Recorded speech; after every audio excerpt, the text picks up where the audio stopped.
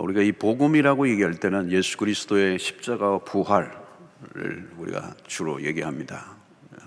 우리의 복음의 가장 중요한 것이 그리스도의 고난, 십자가 사건과 부활 사건이라고 볼 수가 있습니다. 그러나 이제 복음을 조금 더 넓히면 그리스도의 탄생부터 그리스도의 다시 오심까지 그렇게 연결이 될 수가 있죠. 그리스도의 고난과 부활이 굉장히 중요한 사건이지만, 그러나 그 고난과 부활의 사건이 있기 위해서는 그리스도의 탄생이 분명히 있어야 되는 거죠. 그래서 그리스도의 성육신 사건, 그리스도가 몸으로 육체를 입고 이 세상에 오신 사건, 이것이 우리의 성탄절의 가장 큰 중요한 사건이 되겠습니다. 자, 이 동정녀 마리아의 몸을 빌어 하나님이신 그 인류의 구원자가, 하나님이 인간이 되셔서 여인의 배를 빌어 성령으로 잉태되어서 이 땅에 태어나셨다라고 하는 이 동정녀 마리아의 탄생, 아들의 탄생은 2000년의 기독교 역사 속에 굉장히 많이 공격을 받아온 부분입니다. 흑우다, 흑우. 어떻게 처녀가 아이를 낳는가? 그게 가능한 얘기인가? 이 얘기에 공격을 많이 받아왔죠. 그래서 모든 사람, 이 무신론자들이나 또 안티를 하는 사람들은 기독교는 미신이다, 사기다, 거짓이다, 또 신화다, 그렇게 표말을 합니다. 그러나 2000년의 역사를 보면 그런 수없는 공격과 음해가 있어도 교회는 이렇게 역사 속에 끊임없이 일어나고 또 자라왔습니다. 2000년 전에 오늘 우리는 성탄에 대한 기쁜 소식을 전하네요. 복음이라고 얘기할 때 기쁜 소식이다, 반가운 소식이다 그랬습니다. 그런데 이 수태의 소식을 들은 천사로부터 처음 들었던 마리아의 입장은 어떨까요? 마리아에게는 청청병력과 같은 소리입니다. 이제 정혼한 요셉이라는 남성과 정혼한 상태, 아직 결혼을 하지 않은 상태입니다. 그런 상태에 있는데 갑자기 난데없이 임신이 되었다고 생각해 보십시오. 누가 믿어주겠습니까? 그런 일이 이전에도 한번 있었다면 뭐 그런 얘기가 있었다면 가능한데, 그게 불가능한, 과학적으로도 입증할 수 없는 이 사건, 이 마리아의 어린 소녀의 입장에서는 이건 그냥 충격 그 자체입니다. 굿뉴스가 아니죠.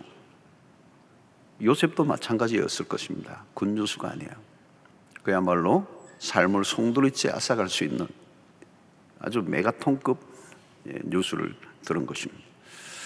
자, 오늘 우리는 오늘 읽은 본문을 통해서 예수님의 그 탄생에 대한 소식을 들었던 마리아가 어떤 반응을 했는가를 오늘 본문을 통해서 우리 살펴보려고 합니다. 첫 번째는 30절부터 31절을 보면 천사가 이르되 마리아여 무서워 말라. 얼마나 마리아가 무서워 두려워 떨었겠습니까? 무서워하지 말라. 내가 하나님께 은혜를 입었느니라. 보라, 내가 잉태의 아들을 낳으리니 그 이름을 예수라 하라. 마리아가 처음 하늘의 비밀을 천사로부터 전달받았을 때 마리아의 반응은 두려움, 당혹 그 자체였을 것입니다. 아직 처녀의 몸인데 어떻게 임신을 하여 아이를 낳을 것인가? 이 가히 충격적인 것입니다. 그것도 그냥 아기가 아니고 구원자, 인류의 구원자로서의 예수, 하나님의 아들을 임신할 거라는 것입니다. 이 어린 소녀가 받아들이기는 너무 거대한 사건입니다. 두려움은 이 마리아에게 직접적으로 닥쳐올 어떤 일들과도 연관이 됩니다. 당시의 문화는 결혼하지 않은 처녀가 아이를 가지게 될 때 그 동네, 주변의 마을 사람들로부터 또 가족으로부터, 가문으로부터 축출을 당하는, 그게 동네에 살 수가 없어요. 심하면 돌에 맞아 죽을 수도 있는 것입니다. 마리아 임신 소식은 마리아 자신에게는 죽음과 직결되는 일입니다. 어쩌면 자신의 인생을 다 한순간에 무너뜨릴 수 있는 사건이죠. 그러니까 마리아가 두려워하고 있는 모습은 너무도 당연합니다. 자, 여러분, 하늘의 뜻이 땅에서도 이루어지다. 우리가 주기도문을 외울 때마다 하늘의 뜻이 땅에서도 이루어지다. 우린 기도는 하지만 정작 하늘의 뜻이 땅에 이루어지는 과정은 우리가 받아들이기 어려운 일들이 많아요. 하늘의 뜻과 땅의 일이 너무도 큰 차이가 있기 때문에, 자, 그것을 맞이하는 인간의 반응은 첫 번째는 두려움일 수밖에 없습니다. 양떼를 지키던 목자들도 천사들로부터 전해준 예수의 탄생 소식을 들었을 때 무서워했다는 거예요. 무서워했어요. 그러므로 이 성탄에 대한 첫 번째 반응은 두려움과 놀람이라고 할 수 있습니다. 어떻게 이런 일이 일어날 수 있는가? 자, 두려움에 차 있는 마리아에게 아마 공포와 두려움과 놀람과 불안과 모든 게 다 감정이 뒤섞여 있을 거예요. 그때 마리아에게 천사가 격려를 합니다. 무수하지 마라. 내가 하나님으로부터 은혜를 입었느니라. 여기 두려워하지 말라는 말은 뭘까요? 하나님의 음성이죠. 너가 하나님을 믿으라는 거죠. 너가 걱정하고 두려워할 일이 아니다. 이 일은 내가 이룰 것이다. 나를 신뢰해라. 하나님은 두려움을 주는 신이 아닙니다. 그분은 평강의 왕이시죠. 세상의 왕들은 놀라게 하고 겁을 주고 혼란을 일으키지만, 그러나 하나님은 평강의 왕. 두려움에 빠져 있는 이 마리아에게 천사를 통하여 위로를 하시고 격려를 하고 계십니다. 하나님이 주시는 소식은 첫 번째는 두려움이에요. 그러나 그 두려움을 넘어서면 거기에는 기쁨이 찾아오는 복음이 처음에 전해질 때는 결코 우리에게 복음이 아니야. 기쁜 소식이 아니야. 근데 그 복음 안으로 점점 들어가면 그 두려움이 변하여 기쁨이 되게 하시는 것이 복음입니다. 놀라움은 경탄으로 바뀌게 됩니다. 하나님이 하시는 일은 처음에는 두려움을 주지만 시간이 지나면서 그 하나님의 계획과 섭리가 드러나면서 그것이 찬송으로 바뀌게 하시는 거예요. 그래서 몇 절 더 뒤로 가면 마리아의 노래가 나옵니다. 1장 46절로 48절을 보면 마리아가 이르되 내 영혼이 주를 찬양하며 내 마음이 하나님 내 구주를 기뻐하였음은 그의 여종의 비천함을 돌아보셨음이라. 보라 이제후로는 만세의 나를 복이 있다 일컬으리로다 그랬습니다. 마리아는 어때요? 마침내 기뻐합니다. 그리고 비천한 자신에게 감당할 수 없는 복이 임했음을 찬양하고 있습니다. 처음은 당혹스러운 일이었지만 조금 더 들어가면 상상할 수 없는 축복이 그 안에 담겨 있었다는 거예요. 마리아는 하나님에게 특별한 선택을 받았어요. 만인의 세상에 수 없는 여인이 있는데 그 가운데 이 마리아라고는 한 여인이 선택을 받았어요. 인류의 구원의 역사를 위해 구별되었다는 것은 말로도 할 수 없는 축복이요 특권이. 마리아는 비천한 자신이 하나님으로부터 한없이 존귀하게 여김을 받았다고 고백합니다. 바로 이것이 인생의 거대한 반전이죠. 사랑하는 성도 여러분, 하나님은 언제나 하나님이시고 하나님이 하시면 불가능이 없으신 분이십니다. 우리의 구원을 위해 동정녀 탄생을 통하여 하나님 당신이심을 입증해 내시고 있습니다. 우리가 할 일은 뭘까요? 이 성탄절의 경탄입니다. 성탄절에 우리가 해야 할 매우 중요한 것은 찬양하는 겁니다. 하나님의 하시는 놀라운 일들에 대해서 찬양을 올려드립니다. 하나님이 얼마나 오묘하게 당신의 섭리를 이루시고 인류의 구원을 완성해 가시는가를 어린 소녀의 동정녀 탄생을 통하여 우리에게 보여주시는 모습인 거예요. 그래서 여러분, 이 성탄절에 우리가 가장 많이 해야 될 게 뭐냐면 찬양입니다. 하나님의 하나님 되심. 하나님은 당신의 계획을 실수 없이 오차 없이 정확하게 이루어내시는 하나님이심을 우리가 믿고 아기 예수를 바라보며 우리가 찬양하고 기뻐하고 즐거워하는 그런 성탄이 되시기를 주의 이름으로 축원합니다. 마리아의 두 번째 반응이 뭘까요? 34절에 보니까 마리아가 천사에게 말하되 나는 남자를 알지 못하니 어찌 이 일이 있으리까? 어찌 이 일이 있으리까? 자, 마리아는 질문을 던지죠. 처녀가 아이를 임신한다는 걸 믿을 수 없다는 거. 누가 그것을 믿을 수 있겠는가? 당장 정혼한 요셉이 믿을 수 있을까? 여러분, 오늘도 마찬가지예요. 많은 사람들은 예수의 동정녀 탄생을 믿지 못하겠다고 말합니다.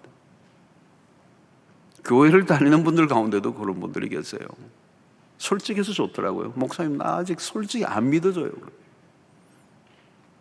산상수훈과 같은 말씀은 너무 좋아. 팔복과 같은 메시지는 너무 좋고 받아들이겠는데 동정녀 사건은 솔직히 안 믿어진다.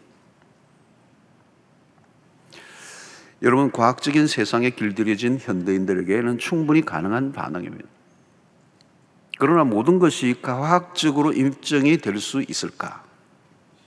과학적인 입증이란 무엇입니까? 원인이 있고 결과가 있는, 경험적으로 입증되어져야 받아들이는 문화가 오늘 우리가 사는 세상입니다. 그러면 모든 게 과연 과학적으로 그러면 입증이 될 수 있을까? 자, 여러분, 인간이란 무엇인가? 자, 이런 질문을 앞에 우리가 섰다면 나는 누구인가? 입증하기 어려워요. 물론 철학의 질문이죠. 철학은 끊임없이 질문해요. 나는 누구인가? 인간에 대해서 의학적으로 설명할 수는 있어요. 사회학적으로, 심리학적으로 설명할 수 있을 거예요. 그러나 다동원에도 한계가 있습니다. 물리학에서는 선을 1차원이라고 하고 선을 움직여 면을 이루어 2차원이 되고 면이 움직여 3차원, 공간, 입체가 만들어집니다. 우리의 눈에 보이는 모든 사건과 사물과 공간과 심지어 시간까지도 우리는 이 3차원의 세계에서 일어나는 일들입니다. 우리의 눈에 보이는 것이 전부일까요? 그때 3차원과 4차원은 전혀 다른 세계입니다. 동정녀 마리아의 수태 사건이나 홍해가 갈라지는 사건이나 오병이어 사건은 3차원에서는 설명이 안 되는 일들입니다. 눈으로 보이지 않는다고 존재하지 않는 것은 아닙니다. 엄밀히 말하면 보이지 않는 것이 아니라 감춰져 있기 때문에 보지 못하는 것입니다. 히브리서 11장 3절에 이런 말씀을 합니다. 믿음으로 모든 세계가 하나님의 말씀으로 지어진 줄을 우리가 아나니 보이는 것은 나타난 것으로 말미암아 된 것이 아니니라 그랬어요. 구분을 해야 됩니다. 여러분, 우리가 배워서 아는 게 있고요, 믿음으로 알 수 있는 게 있습니다. 믿음은 이성의 이해를 넘어서는 것을 받아들이는 것입니다. 요즘 우리는 과학이 신이 된 세상을 삽니다. 오늘날과 같은 무신론적 문화 속에서 동정녀 탄생과 같은 얘기는 조롱감이죠, 아이들에게도. 그래서 기독교야말로 미신으로 가득한 종교로 치부합니다. 오늘 서구 사회 안에서 기독교에 대한 배타성은 점점 더 강해지고 있죠. 요즘 미국과 같은 나라, 그 청교도에 의해서 세워진 나라인데도 불구하고 그 미국과 같은 나라에서도 크리스마스라는 단어를 사용하지 말자, 그냥 할리데이라고 하자, 이런 목소리가 커지고 있습니다. 실제적으로 할리데이에 그런 문구들을 하고 크리스마스의 글자를 없애버리는 기업들도 있어요. 그냥 공휴일로 하자는, 그냥 공휴일을 하는. 특정 종교의 행사를 너무 강조하면 다른 종교를 가진 사람들에게 거부감을 줄 수 있다고 말합니다. 예수님 탄생을 축하하는 크리스마스라고 하는 그 예수님의 성탄절은 예수의 탄생이라는 것 때문에 성탄절인데 그 성탄이라는 말을 하지 말자는 것에 이 정도로 이 세상이 나가 있는 거예요. 정상적으로 보이지 않는 거예요. 여러분, 믿지 않으려고 하는 사람들에게 할 수 있는 일은 아무것도 없습니다. 인간이란 무엇인가에 대한 질문에 대한 답도 쉽지 않아요. 그렇다면 하나님은? 그분은 과학적으로 검증될 수 있는 분이 아니에요. 하나님은 다른 차원이시죠. 하나님이 하시는 일도 다른 차원. 이 초자연적이라는 말은 자연적인 법칙 안에 있지 않다는 뜻입니다. 사람들은 자신의 지식과 경험의 세계 안에서 질문합니다. 처녀가 아이를 어떻게? 그렇습니다. 이해가 안 되죠. 이해가 안 되니 설명할 수도 없어요. 과학적으로도 말도 안 돼요. 그러나 여러분, 과학은 어떤 현상에 대해서 다양한 증거를 모순 없이 체계적으로 설명하는 체계 혹은 이론을 세우는 것을 말합니다. 그러나 과학은 과학이지 절대적인 진리가 될 수는 없습니다. 여러분, 과학이 뭐예요? 늘 가변적입니다. 과학은 끊임없이 변해요. 과학책도 계속 변해요. 변하는 것은 진리가 될 수가 없어요. 하나님은 그러나 변함이 없으신 분입니다. 하나님은 물질계에 속한 분이 아니에요. 당연히 과학의 대상이 될 수도 없습니다. 하나님이 하시는 일은 초과학적이죠. 눈으로 보이지 않는 세계를 과학의 힘으로 규정하는 데 한계가 있다는 것입니다. 하나님은 인간의 이성 안에 가두어 둘 수 없는 분이십니다. 기독교를 박멸하겠다고 사명감을 가진 이 무신론자인 도킨스라고 하는 이 유명한 사람은 그리스도인들에게 이렇게 질문합니다. 신이 인간을 만들었다면 신은 누가 만들었냐? 이렇게 질문을 해요. 그러나 뭘 몰라서 하는 질문입니다. 성경은 우리에게 분명히 말씀합니다. 하나님은 스스로 존재하시는 분이시다. 하나님은 영원히 홀로 자존하시는 분이다. 그리스도인들이 무신론자에게 다시 이렇게 질문을 던질 수 있습니다. 물질을 인간이 만들어냈다면, 그렇다면 그 물질은 누가 만들어냈냐? 하나님은 인간의 지성 안에 담을 수 있는 분이 아니에요. 창세기 1장 1절에 태초에 하나님이 천지를 창조하시니, 이 말씀을 어떻게 받아들여지는가요? 단지 이것은 믿음으로 받아들여야 합니다. 성경을 이해하라가 아니라 믿으라고 말씀합니다. 그런 면에서 설교의 기능도 마찬가지예요. 설교의 기능은 단지 해석이나 설명이 아니고, 설교의 기능은 선포의 기능이 많아요. 요즘 이제 오늘날 이 무신론 세계가 많고 과학적인 세계이기 때문에 이 변정론적 설교, 아주 설득이 상당히 많이 가미된 설교들이 요즘 많이 대세를 이루지만, 사실은 설교의 본래 기능은 성경을 있는 그대로 선포하고 그것을 받는 청중이 믿을 건가 말 건가, 받을 건가 말 건가는 청중의 선택에 달려있는 것. 성경은 인간이 궁금해하는 것에 모두 설명해 주는 책은 아니야. 만약 그렇게 생각한다면 시원한 답을 얻기 힘들지도 모릅니다. 그럼에도 성경을 찬찬히 들여다보면 우리에게 많은 답을 제시해 주고 있습니다. 어떻게 처녀가 아기를 낳으라고 질문만 하지 말고 하나님이 왜 그런 일을 하려고 하셨는지를 물어보십시오. 하나님이 누구이십니까?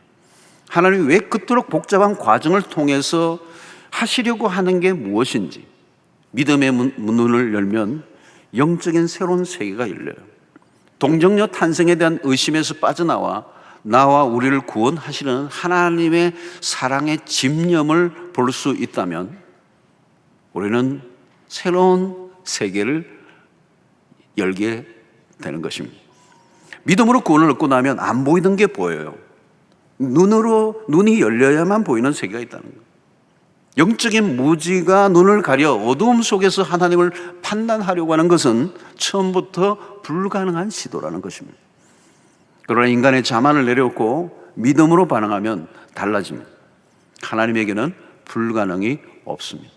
하나님은 인간과 달라요. 하나님과 인간과의 간극은 개미와 인간의 차이를 훨씬 넘었습니다. 개미와 인간은 피조물이에요. 그러나 하나님과 인간은 창조주와 피조물의 차이. 이것은 메꿀 수 없는 간격이 있어요. 우리에게 요구하는 것은 오직 하나예요. 믿음. 그러므로 이 성탄절에 우리는 예수의 탄생을 믿음으로 받아들이는 은혜가 있게 되기를 축원합니다. 믿음은 우리의 사고의 체계를 확 열어줘요. 활짝 열어줘요. 오늘 37절에 주시는 말씀이 뭐예요? 대저 하나님의 모든 말씀은 능하지 못하심이 없느니라 그랬어요.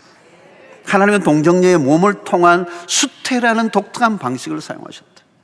35절에 천사가 대답하여 이르되 성령이 내게 임하시고 지극히 높으신 이의 능력이 너를 덮으시리니 이러므로 나실 바 거룩한 이는 하나님의 아들이라 일컬으시리라. 예수는 성령으로 잉태되셨다. 예수님은 성령으로 잉태되셨다는 이 말은 기독교의 핵심이에요. 그래서 신앙 고백 안에 들어가 있는 거예요.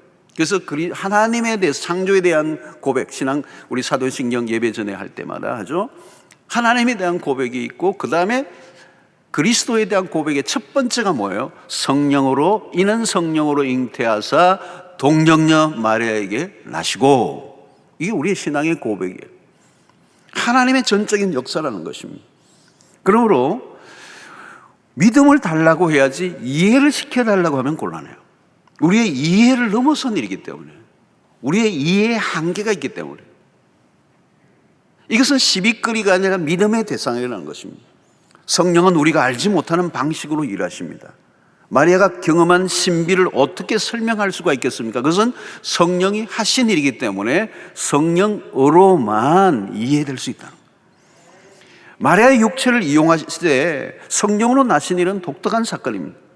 구원자는 육체를 입고 나셔야 하지만 나시되 죄는 없으신 분이어야 돼요. 그것이 성령으로 잉태되신, 성령으로 잉태되셔야만 하는 이유예요. 그래서 성령으로 잉태되심으로 예수 그리스도는 완전한 인간이 되실 뿐만 아니라 완전한 하나님으로 나셨어요. 이것은 구원을 위한 매우 중요한 조건입니다. 하나님이시고 인간이 되심에 문제가 생기면 구원에 문제가 생겨요. 우리의 구원에 문제가 생겨요. 그리스도가 단순히 인간이기만 한다면 어떻게 될까요? 여러분, 슈바이츠 같은 분은 그리스도를, 신성을 믿지 않았어요. 인간 예수를 믿었어요. 그의 신앙은, 그의 삶은 대단한데 신앙은 심각한 문제가 있는 사람. 여러분, 그가 단순히 인간이기만 한다면 어떻게 될까요? 우리와 같은 구원이 필요한 존재가 되는 것입니다. 우리를 위한 구원자가 될 수가 없어요. 그리스도가 오직 하나님이시기만 한다면 어떻게 될까요? 우리의 죄를 위하여 십자가에 죽어주실 수가 없어요. 우리와 무관한 능력자로만 있다면 우리와 접촉점이 일어날 수가 없는 겁니다. 그냥 하나님이죠. 그냥 초월자로만 있는 것입니다. 성령으로 잉태되신 그리스도는 인류의 구원을 위한 완전한 구주가 되심의 조건을 갖추게 하십니다. 그리스도가 성령으로 잉태되신 사건은 우리를 죄로부터 구원을 이루기 위한 하나님의 지혜요, 하나님의 능력이, 지극히 높으신 이의 능력이 너를 덮으리니. 동정녀 사건을 통하여 우리에게 주시는 메시지는 뭘까요? 하나님은 어떤 방식을 통해서라도 하나님의 역사를 이루어내시는 분이시다. 하나님에게는 불가능한 일이 없다. 하나님은 하나님이십니다. 하나님은 우리의 이해의 범위를 넘어서서 역사하십니다. 하나님은 당신의 목적과 구원의 계획을 이루시기 위하여 어떤 일도 가능하게 하시는 하나님이시다. 여러분, 우리는 어떤 사람은 원인이 있어야 결과가 있지, 결혼을 해야 아이를 낳지. 여러분, 이 동정녀 탄생의 원인은 뭘까요? 그 동정녀 탄생의 근거가 뭘까요? 그것은 바로 하나님이시라는 거예요. 성령이시라는 겁니다. 하나님이 시작하시는 일에는 다른 조건이 있을 수 없습니다. 하나님보다 더 확실한 근거가 어디 있겠어요? 하나님은 무에서 유를 만들어 내시는 하나님. 우리가 믿는 것은 하나님이신 것입니다. 하나님을 만나고 나면 그 다음에 머리가 복잡해지지가 않아요. 하나님을 믿으면 천지 창조를 그대로 받아들이게 되고, 동정녀 마리아를 통한 아기 예수의 탄생을 믿어질 수밖에 없는 것입니다. 우리가 할 일은 하나님이 누구이신가를 바로 아는 것입니다. 그 다음에는 모든 걸 하나님에게 맡기는 것입니다. 성탄절에 우리의 믿음을 다시 확인해야 합니다. 우리가 보기에는 불가능해 보인다 할지라도 하나님에게는 모든 것이 가능하구나. 이 성탄절에 믿음이 열리는 역사가 일어나게 되기를 축원합니다. 성령으로 잉태되신 이 사건, 하나님이 인간이 되신, 처녀의 몸에 아기를 탄생하게 만드신 이 사건을 믿음으로 받아들일 때 대부분의 모든 성경 속에 가졌던 의문들이 다 통과되는, 의심이 사라지는 역사가 있게 될 줄로 믿습니다. 믿음으로 새로운 세상을 살아가는 은혜가 있기를 바랍니다. 좁디 좁은 자신의 경험과 이해의 세계를 넘어서는 그때 우리의 삶이 풍성해지는 거예요. 사랑하는 성도 여러분, 성령은 오늘 또 일하십니다. 사망의 권세로 가득한 세상에서 부활의 생명을 끊임없이 공급해 주시는 분은 성령이십니다. 그 성령은 죽은 자 가운데 다시 살리시는 이의 영이라고 말씀합니다. 성령은 지금도 교회를 새롭게 탄생시키고, 성경은 끊임없이 오늘 또 믿음의 백성들을 낳고 또 생명을 주시고 또 주시는 하나님이시죠. 이 생명의 영이 오늘 마리아에게 임하시고 놀라운 역사가 일어난 것처럼 오늘 또 우리가 믿음을 가지고 하나님이 하시는 일을 바라볼 때 능치 못할 일이 없으시고, 아니 인간적으로 이해되지 않기 때문에 하나님이 하신 일이고, 하나님이 하셨다는 사실을 믿을 때 믿을 수 없는 것을 믿는 것은 복이요, 그 믿음을 통하여 우리의 삶의 지평이 넓혀지는 역사가 일어나게 될 줄로 믿습니다. 마리아의 마지막 반응이 뭘까요? 38절입니다. 마리아가 이르되 주의 여종이오니 말씀대로 내게 이루어지이다 하매 천사가 떠나갑니다. 마리아는 하나님 앞에서 완전한 복종을 합니다. 내어 맡겼어요. 자신이 할 수 있는 것은 아무것도 없다는 걸 인정합니다. 오늘 이 마리아의 기도는 놀라워요. 말씀대로 내게 이루어지이다. 최고의 기도입니다, 여러분. 여러분은 어떤 기도를 하든지 그 기도의 마지막이 이 마리아의 기도가 되어야 돼요. 말씀대로 이루어지이다. 여러분, 하나님의 역사 앞에 우리가 할 반응은 딱 이거밖에 없어요. 하나님의 하시는 일이 다 이해가 되는 건 아닙니다. 그러나 순종하고자 한다는 거예요. 인간적인 판단을 하고 분석하기 시작하면 이런 기도가 나올 수가 없어요. 나는 이해가 다 되지 않습니다. 어린 소녀의 입장에서 어찌 이 하나님의 아들을 임신한다는 게 받아들여질 수가 있겠어요? 납득이 되지 않고 때로는 충분히 이해되지 않고, 하지만 그것을 판단을 보려하고 그 말씀이 하나님의 말씀이라면 그 말씀이 내게 이루어지기를 원합니다. 중요한 것은 우리의 계획이나 생각이 아니라 하나님의 하시는 계획이라는 것입니다. 하나님은 이 마리아를 통하여 그 일을 이루실 것이다라고는 이 계시의 말씀이 들려질 때 자기와 같은 비천한 여인은 그 하나님의 말씀 앞에 거부할 자유가 없어요. 그래서 오늘 마리아는 자신의 존재를 이렇게 분명히 이해합니다. 주의 여종이오니 그랬어요. 자신의 위치를 정확하게 이해하고 있습니다. 종의 선택은 하나밖에 없어요. 순종하는 것입니다. 자, 그런데 여러분 어때요? 순종은 위험한 일이에요. 마리아는 처녀가 임신했다는 소문이 나는 순간 자신에게 다가올 일이 무엇인지를 모를 리가 없습니다. 혹독한 대가를 치를 수가 있어요. 성도 여러분, 말씀에 대한 순종을 한다는 것은 위험한 것입니다. 하나님의 말씀을 따라 살아간다는 것은 위험한 일이에요. 하나님은 아브라함에게 백세에 낳은 아들 이삭을 번제로 바치라고 얘기해요. 어떤 조건도 바쳤을 때 어떤 일들이 일어날 것인가에 대한 부가적인 약속이 없이 그 아들을 바치라고 하는 명령밖에 없어요. 위험한 순간이에요. 오늘날도 우리가 마찬가지입니다. 말씀과 현실의 거리가 너무 멀어요. 성도들이 힘들어하는 게 뭘까요? 하나님의 말씀은 이해가 됐어요. 그런데 현장에 가서 실제적으로 내 말씀대로 살려고 딱 하다 보면 겁이 나요.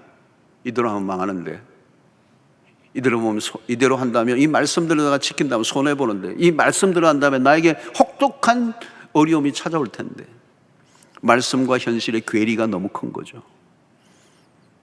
여러분, 말씀대로 하면 망할 것 같은 게 아니고요, 말씀대로 실천하면 망할 때가 있어요. 그러나 여러분, 자세히 들여다보면 망한 건 아니에요. 망한 것처럼 보여요. 고린도서 6장 9절 10절 보십시오. 무명한 자 같으나 유명한 자요, 죽은 자 같으나 보라 우리가 살아있고, 징계를 받은 자 같으나 죽임을 당하지 않고, 근심하는 자 같이 보이지만 항상 기뻐하는 자고, 가난한 자 같아 보이지만 많은 사람을 부유하게 하고, 아무것도 없는 자 같이 다 망한 것 같지만 아니라는 거예요. 모든 걸 가진 자라. 믿음으로 살면 세상적으로 손해볼 수 있습니다. 때로는 가난하게 될 수 있고요, 믿음으로 살다 보면 사업이 안 될 수도 있어요. 세상적인 관점에서 보면 그렇다는 거예요. 그러나 하나님의 나라의 기준으로 보면 달라집니다. 도대체 망하고 실패했다는 게 그 기준이 뭐냐는 겁니다. 누구의 평가를 받고 싶은가? 세상에서는 잘난 평가를 받을지 모르지만 하나님 앞에서 실패한 인생이 있을 수 있어요. 그러나 세상에서는 실패한 것 보이지만 하나님 앞에서는 승리한 그리스도인들이 있을 수 있다는 거예요. 이런 말씀대로 살았는데 실패했다, 그건 실패가 아니에요, 여러분. 그건 성공입니다. 하나님이 보시기에는 승리입니다. 이런 말씀대로 사는 삶은 안전하지 않습니다. 안전하고 편안한 삶을 살기 원한다면 예수를 그런 사람 믿고 있다면 잘못된 거예요. 말씀에 순종하려는 순간 아찔한 때가 많습니다. 그러나 말씀대로 살아가는 삶은 위험해 보이지만 결국은 하나님이 그 길을 도와주십니다. 임신한 일도 위험했고 예수를 낳는 이후에도 위험한 일들이 많이 닥쳤어요.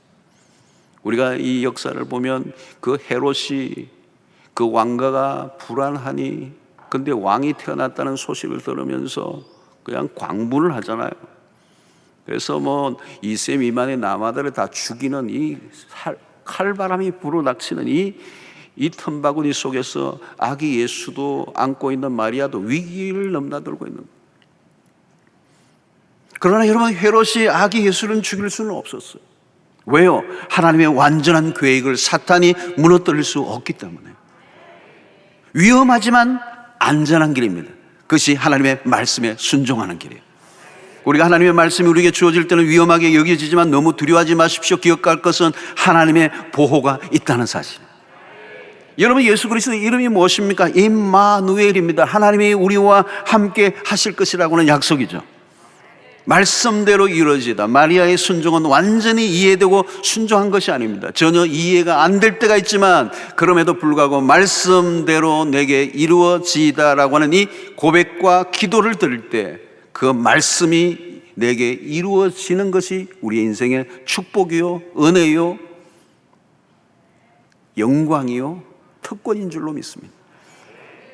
이 말씀이 이루어진다는 건 뭘까요? 하나님의 구원의 목적이 이루어진다는 걸 말합니다. 하나님은 말씀하시고 그 말씀을 이루시는 분이십니다. 우리는 여기에서 한 여인의 순종으로 놀라운 일을 목격합니다.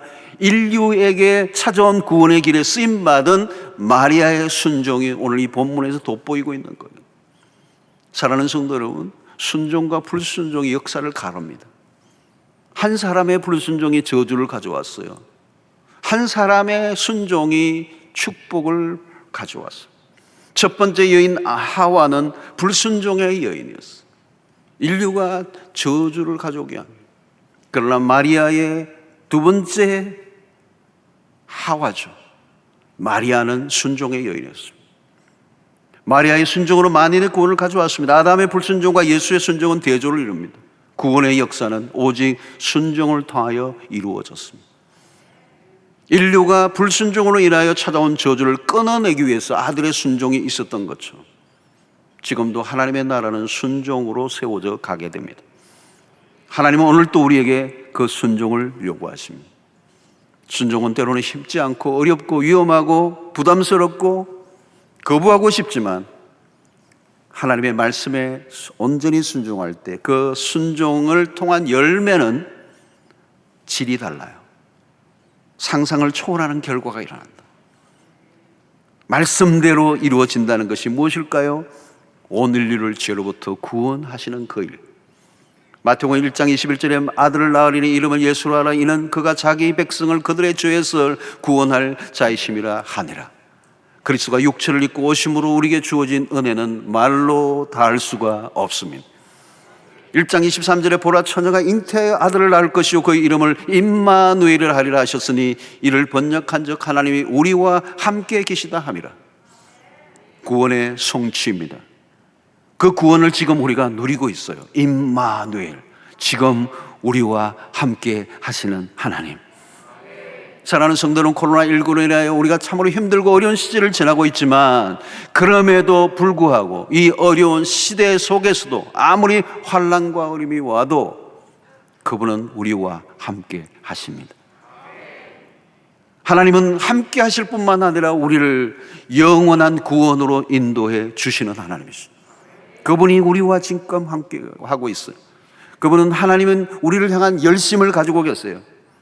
오늘 또 그 모든 구원의 역사가 한 여인의 순종을 통하여 우리에게 일어났다는 사실을 기억하며 오늘 또 우리의 삶 가운데서 작은 순종의 발걸음을 옮기는 역사가 있게 되기를 축원합니다. 여러분, 우리의 가정에서도 한 사람의 온전한 순종을, 말씀을 따라 순종할 때 그 가정에 구원의 역사가 일어날 거예요. 직장 속에서도 마찬가지입니다. 힘들고 어렵지만 하나님의 말씀을 따라 순종하며 나아갈 때 그 직장 속에 하나님의 나라가 이루어지는 구원의 역사가 일어나는 일들이 있게 될 줄로 믿습니다. 오늘 성탄주일에 마리아를 통하여 우리는 믿음과 순종의 모습을 보게 되는 것입니다.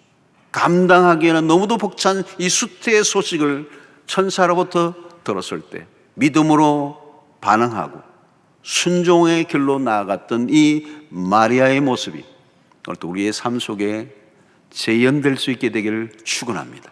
매일의 삶 속에 믿음의 선택을 요구받을 때 우리가 눈에 보이는 것을 따라 행동하지 않고 때로는 오해와 질시와 왕따와 때로는 어려운 어떤 일들을 당할지라도 우리는 말씀대로 정면 승부를 걸고 우리가 앞으로 나아갈 때 하나님께서 세상 속에 때로는 실패한 자 같이 보일지 모르지만 반드시 하나님의 말씀이 우리의 삶을 통하여 이루어지는 역사를 허락해 주실 줄로 믿습니다. 우리는 두려움이 올 때 그 두려움에 맞서 나아갈 때 그 두려움이 변하여 경탄과 찬양이 되게 하시고 우리의 이성으로는 이해될 수 없는 것을 믿음으로 받아들일 때 하나님의 나라가 이루어지게 될 것이고 그 말씀이 온전히 이해되지 않아도 순종으로 우리의 삶을 반응할 때 우리가 상상하는 것보다 훨씬 더 놀라운 구원의 역사를 우리의 삶을 통하여 이루어 가실 줄로 믿습니다. 그 순종, 그 믿음, 그 예배의 삶이 이 성탄에 여러분들의 삶 가운데 충만하게 되기를 주의 이름으로 축원합니다. 하나님 아버지, 오늘도 우리에게 주신 말씀으로 마리아의 모습 속에 우리의 믿음을 다시 한번 확인하기를 원합니다. 하나님, 이 성탄에 주님을 오심을 마음껏 기뻐하며 축하하며 예배하며 찬양하는 저희들 되게 하여 주시옵시고 예수 그리스도의 동정녀 탄생을 온전히 믿음으로 받을 뿐만 아니라 오늘 또 여전히 살아계셔서 능치 못하실 리 없는 하나님을 인정해드리는 우리의 믿음이 있게 하여 주시옵소서. 그래서 하나님, 우리에게 말씀이 주어지는 대로 그 말씀이 그대로 이루어지기를 순종하는 주의 백성들이 되게 하여 주셔서 오늘 또 우리를 통하여 이 구원의 역사가 땅끝까지 전거되는 역사가 일어나게 하여 주시옵소서. 예수님의 이름으로 기도하옵나이다. 아멘.